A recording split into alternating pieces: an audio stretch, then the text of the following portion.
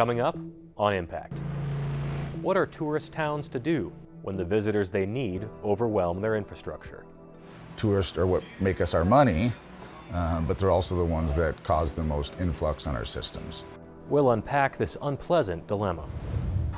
And consolidation in the meat industry makes it tough for local processors to compete.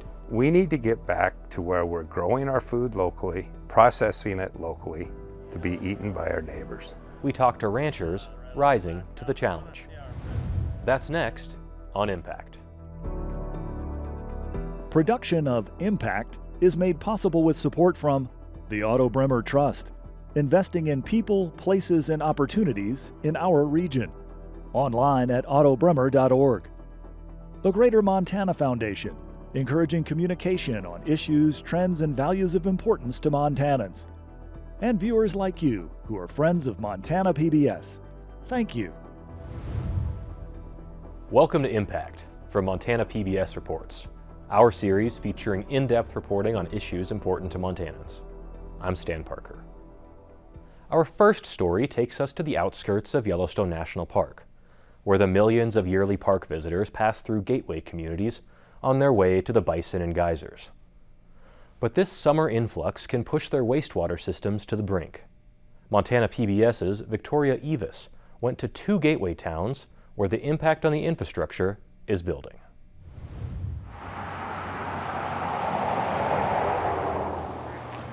Tourism fuels Montana's gateway towns and their residents. Deb Purvis, co-owner of the Beartooth Cafe in Cook City, relies on visitors to Yellowstone to keep her business afloat. Hi, how did it go? But these very tourists are causing a tough predicament for Deb, her community, and the surrounding communities. We have more than 250,000 people going through the Northeast Gate, 3 miles down the road every summer. And then that doesn't include the number of people who recreate around here. So we have considerable usage and a very small population to help pay for it. All right, everybody, shall we gather? Not only is Deb a business owner in Cook, she's also the chair of the sewer board, and she's trying to get an upgrade for one of Montana's smallest gateway towns. Deb and her colleagues are trying to piecemeal together what is likely to amount to roughly $8 million for a community septic system and find somewhere to put it. We do not have a community wastewater system right now. Everybody is on individual septic systems, and they are failing, they're aging. There's no more space for people to create new drain fields, so it's not functioning anymore. While an overworked wastewater problem is not a brand new issue, the situation has gotten much more dire in recent years. I think people think their systems work if the toilet flushes, and if they don't have raw sewage running across their lot. Unfortunately, there can be raw sewage in the street in Cook City. There have been reports at various times of septic systems failing and either gray water, the effluent from a septic tank, or in some cases raw sewage floating down the street from a failing septic system. There have been also times where there are vents in a drain field, a pipe that comes up out of the ground, and occasionally those will spout sort of like a geyser, spraying gray water on the ground, and it smells. The businesses in Cook City often feel the brunt of the failing wastewater infrastructure. There's only one public restroom in town, so when people pass through, they'll often use the bathroom of the restaurant they're eating in. This trend means that the restaurant owners run up bills amounting to thousands, sometimes tens of thousands of dollars, just to keep their bathrooms up and running. We pump it several times a season, just do everything that we can to keep it running because, as you can imagine in a restaurant, when the bathrooms go down on a busy day, you just can't be open. Has that happened before? Yes, it has. Mm-hmm. What was that like? A loss of income, $5,000 to $6,000 for that day, plus the expense of having it repaired, which would be $10,000. If Cook City had a community septic system, the businesses would no longer have to pay for or do their own maintenance.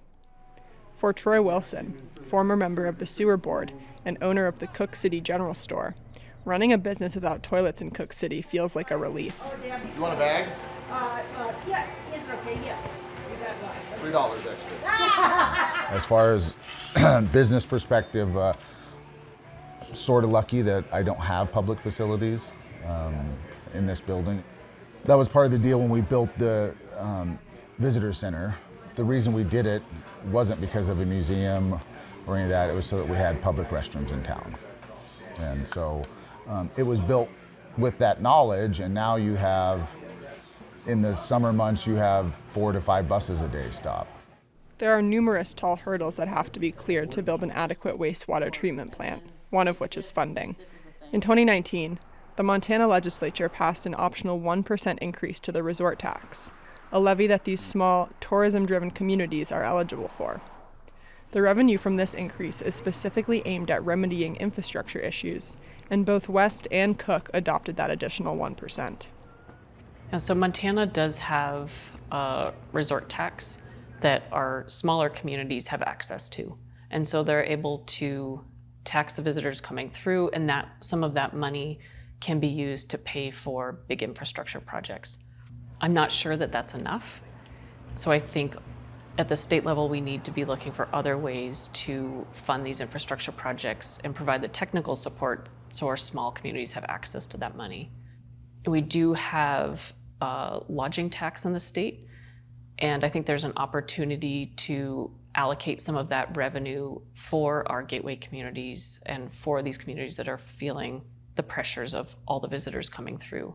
This leaves Cook City pretty dependent on grant funding to make ends meet.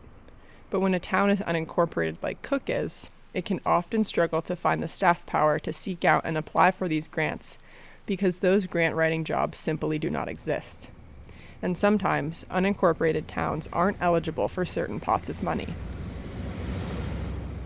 The other major roadblock is location. Cook City is in a steep valley surrounded by federally owned land, meaning that the land they do have access to is often too steep to put a plant on. Deb and her colleagues also have to take into account things like soil quality and proximity to Soda Butte Creek, which runs right on the edge of town into the park and eventually flows into the Lamar River. Tourists are what make us our money, but they're also the ones that cause the most influx on our systems. For now, Cook City is still in pursuit of enough grant money and a feasible location for their community plant. But Cook City is not alone in this problem. Even gateway towns that already have much larger, centralized plants are experiencing the issue as well. West Yellowstone's year-round population is quite a bit larger than Cook City's, but the southwestern Montana town is also home to the most popular entrance to the park. Roughly 4 million people will come through the town of West Yellowstone in the summer months. Right now we are hydraulically limited. We really are at max flow. The plant is taking as much as the plant can possibly take. It really can't take any more. The wastewater treatment plant in West Yellowstone is rated for 450,000 gallons per day. But in the summer, it will consistently see around 730,000 gallons in a single day. Nearly every year since 2016, there has been a new sewer hookup moratorium in West Yellowstone, which in practice essentially means that no new buildings can be built. It all stems around this new wastewater treatment plant. So we can't develop, we can't do this, we can't do that until we get that plant up and running. And as it goes in Montana, when there are housing shortages, there come staffing shortages. When it comes to wintertime, it's a whole nother ballgame. You can't survive in a trailer very well. It's very hard. So, our staff, may just this fall, just say, a few of them say, hey, we're out of here.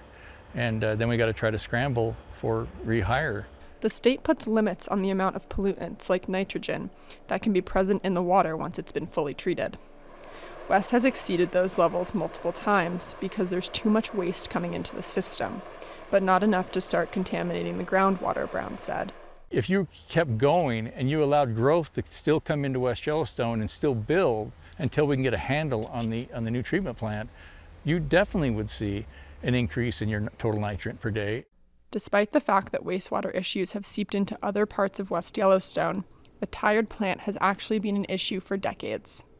At the end of the day, we got to pay for this project going in. And if we don't have the funds, we can't pay for it. Over the last couple years, the town has pieced together enough money to meet the $37 million price tag that an adequate plant comes with. Most of the funding is coming from two major pots. pandemic-era relief funds, and state revolving fund loans, which is a low-interest loan program for water and wastewater projects. If everything goes according to plan, they should break ground on the new plant in the spring of 2024, and the construction is projected to take about 2 years. In the best-case scenario, Brown, his team, and the town only have to hang on for about 2.5 more years. On the northeastern side of the national park, Deb and her sewer board colleagues, who are working on a volunteer basis, are continuing to seek out grant funding. The pandemic definitely accelerated the trends that were already happening. We saw a really big spike in 2021 with visitation, and I expect that those really high visitation numbers are not going to go away. So I think these pressures that our gateway communities are experiencing are going to persist. The simple fact is there's no place like West Yellowstone, Montana. It's pristine, it's beautiful, it's breathtaking. And we'll make sure we manage it, for what we have to do. We'll make sure that we keep going down that road and making sure we produce water quality at its finest and take care of the wastewater. So again, I encourage everybody to come and visit West Yellowstone, Montana. And for seasons to come, small gateway towns like these are going to have to keep addressing the issues that having a tourist economy brings. For Impact, I'm Victoria Evis. Some of the communities that surround Glacier, Montana's other iconic national park, also experience similar infrastructure issues. For our next story, we turn to the meat industry. Only a fraction of cattle raised in Montana are processed and consumed here. Montana PBS's AJ Williams talks with ranchers who are working to change that.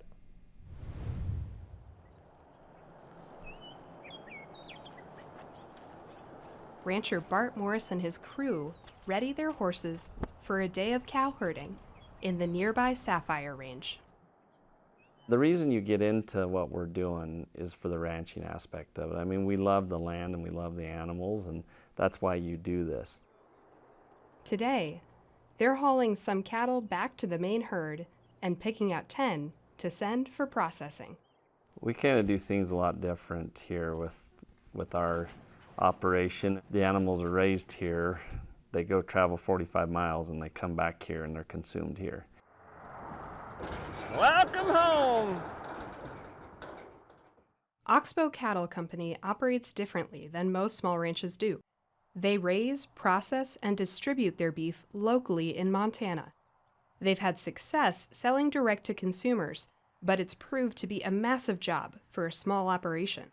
We have a ranching business and we have a beef business, and they're both full-time jobs, and so we get strung pretty thin on that deal. Like many ranches, they want to achieve a business model that balances economic opportunities with a sustainable workload. Yeah, right on her back. I want to see how her brisket is. I'd come this way and push them out that way. So we don't push them into these guys. And they want more processing and distribution options for long-term stability, which has them considering another unconventional path. The fragility of national meat processing plants has led to more ranchers seeking out local processors, but there are limited options, which makes for limited capacity. Less than 5% of cattle raised in Montana are processed in the state. Oxbow has a local option that they haul to every other week called Superior Meats. Unless you're built in like we are with Superior, you're like months out to get a slot, and that's all post-COVID stuff. If we were to lose Superior tomorrow, what that would do is that'd put us in a major bind because we haul every other week, and so we depend on that consistency. The story behind this mark of wholesomeness begins with the millions of animals moving from America's farms and ranches through federally inspected slaughtering plants each year. This 1964 film clip illustrates the way product has been moving in the cattle beef industry for some time. Now, 60 years later, the market's cross-country streamline has shut down much of the local processing infrastructure that used to exist in Montana. And it really is a result of 50 years of a cheap food policy. What happened is that we have consolidated and concentrated much of our food processing and production into the hands of a few. On the average, there are more than 1,000 miles between the places where livestock is raised and where people eat it as meat. Over 80% of the world's beef is controlled by 4 companies. This has led to the construction of great livestock markets located in mid-America, mostly in cities such as Chicago, Illinois, Cincinnati, Ohio, Kansas City, Missouri, South St. Paul, Minnesota, Waterloo, Iowa, and others. And what we found out is that that's not very resilient. And we need to get back to where we're growing our food locally, processing it locally to be eaten by our neighbors. Though the companies still keep prices low for consumers, Schweitzer says there are consequences for mass-producing food. Most of the cattle in Montana that are born here are shipped out of state to a feedlot somewhere 1,000 miles away where they're finished, and then they're shipped to a processing plant that's also 1,000 miles away from us, and processed, packaged, and then delivered back to our grocery stores. It really is because of the corporate concentration of our food system. And here in Montana, we eat about 100,000 head a year, but we're only processing about 30,000 for sale. That means we can't even feed ourselves. We need to change that. So these are just some beef that we had processed that will go into our retail exempt program. Montana beef rancher Cole Mannix has launched a collaborative solution along with other ranchers to make staying local easier, called the Old Salt Co-op. It's what we've been operating in since we started about a year ago. Based out of Helena, Old Salt is building a vertically integrated meat company in which many local producers process and distribute their beef together. Mannix says that having another processing facility helps with Montana's limited capacity, but the bottleneck itself is just a symptom of the much larger problem of market access. The processing infrastructure is lacking in our state, but part of the reason it is lacking is because of the access to market through both distributors and retailers of meat. And so the principle behind Old Salt was, could we work together on a small kind of regional level to put multiple ranches and farms under a brand and make a dent in the fact that we just market so little of the product that's raised here locally. For the ranches, what it can do is diversify their market options so that they're not as beholden on the very few kind of commodity options that they have to sell into. And our goal is to sell primarily to Montanans who have a chance of knowing the landscapes, because they do all kinds of things in the state. They travel across it, they recreate in it. And so our goal is to work on this. Less than 2% of the meat eaten in Montana is from here. As the company is still in its infancy, its founding ranches covered much of the overhead to build Old Salt's processing plant. But building infrastructure doesn't come cheap, and Mannix says that buy-in from more rancher participants and Montana consumers will be essential for its long-term success. You can't build a processing facility and pay your note back on that facility unless you can be confident that you can sell its products. And a lot of people find that it's not just the ability to, process and package, but then how do you sell enough volume to keep that facility busy? Mannix points out that it's a tough market to remain in, given that commodity beef is still the main economic model of the industry and that most Montana ranchers are able to make a living from. The mainstream system we have is quite efficient, so there's a lot of cattle are going to continue to move that way, but having other options is always good. Grandy says that both the cattle and beef markets are experiencing record inflation, meaning it still comes down to the consumers and how they're willing to spend their dollar. The money in our industry comes from the consumer. So to have a time like right now when every segment of our industry, the cow-calf guy, the feeder, the packer, the retailer, are all making money simultaneously, how is that possible? Well, it's possible because the consumer is paying a lot of money for beef right now. So yeah, that does create a hardship on the consumer. Grandy points out that beef processed in-state can also participate in export markets, which could benefit prices on the cuts Montanans buy the most. Part of the reason why our export markets are so successful is different cultures like different products. We don't have to charge a consumer as Billings, Montana as much for hamburger if we can make more money off the carcass by selling our hides to China or Korea. Those all help us, which helps the consumer. All Montana ranchers are looking at options in how to make the most of their business model while working with tenuous systems. According to Morris, being responsible for raising, processing, and distributing food in a pressured market has been a heavy load. As they think about the longevity of their work and how to pass it on, joining a group effort that's values aligned like Old Salt is something to seriously consider. Maybe all three of us will put this up. To pass this beast of the beef business on, that's a whole different deal, and that's where Old Salt could possibly fit in with us. Morris says that there's a lot to consider as they decide what happens next, but they believe that having more local options could help others economically access beef that's grown in their own home state. You can scale at the size of Old Salt, they can hopefully bring those prices down and the processing isn't so extreme, which can then put it in more people's fridges and freezers throughout Montana and make it more affordable and more competitive. We never want to compete with Walmart or that because we're a whole different deal. That's not our business. As a part of their market, Old Salt is one of its own direct buyers and supplies their beef to their Old Salt Outpost restaurant, located in downtown Helena. How's it going? Good, how are you? Very good. What can I get you? Can I do a double combo? Yep. Is this for here to go? For here. Morris says that time will tell, but he could see Oxbow joining in to feed Old Salt's hungry customers Montana raised and finished beef. I think that is the future because what that does is that allows people to ranch, get a value for their animals that is fair, and they aren't leaving. They're coming right back to the communities that they're raised in. Whether I join them or not, I'm cheering them on 110% because I think that's the future. For Impact, I'm AJ Williams. Old Salt Co-op's next step is opening up a butcher shop in downtown Helena in early 2024.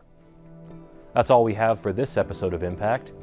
Next time, we'll explore how a sharp increase in home values has sparked tough new conversations about property taxes. And could Amtrak return to Montana's major cities? We'll talk to those trying to make it happen. From all of us here at Montana PBS, thanks for watching.